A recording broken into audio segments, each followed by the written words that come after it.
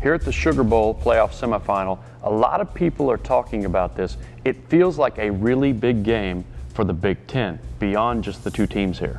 Well, and I think it is. The Big Ten Conference, in all of the bowl games, is an underdog, every Big Ten team.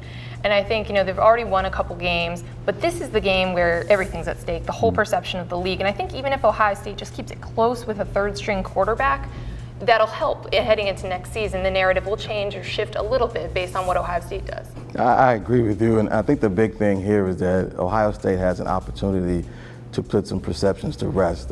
It's always been, SEC has been viewed the better league because of the trenches. If Ohio State can hold up against Alabama and do what they do, run the ball, go downfield, you'll start to see people look at the Big Ten differently. The reason the SEC has been successful or has been viewed as the best team because they've won the national championship. Right. If Ohio State would have won a couple of those during that stretch, or Oklahoma, we'd be looking at a whole different situation. The SEC is the better league. Let's be clear. It is, top to bottom. But the reason, as you just said, the reason that it's perceived to be so much different than everybody else, when it's not in reality as different, is because its powers have been powers.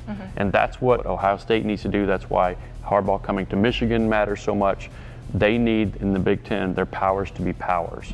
Right, the top needs to be the top, and they need to be They need to be in the 4-team playoff, competing for a spot. It was so big that the Buckeyes got that 4th spot and got into this playoff for the conference.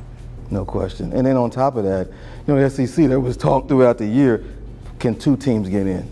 So it's like, how do you overcome that? Well, Ohio State has broke through. Now Ohio State needs to do it, repeat that. Michigan, like you said, Michigan State, be in the conversation. It's also been dominating the media time here in New Orleans this week. Let's see what some of the players and coaches had to say. I will say this, they've won, they won 7 straight national championships, so they're doing something right in that league. They probably have maybe 1 or 2 more elite teams than the Big Ten does, but you take our 2 or 3 elites versus their 2 or 3 elites, and I'm good. Let's go. There's guys from the South that go up to play on those teams. So, and there's guys from the North that go down south and play. But they got some guys on their offense that can run 9, 17, 15. So we're gonna have to strap up.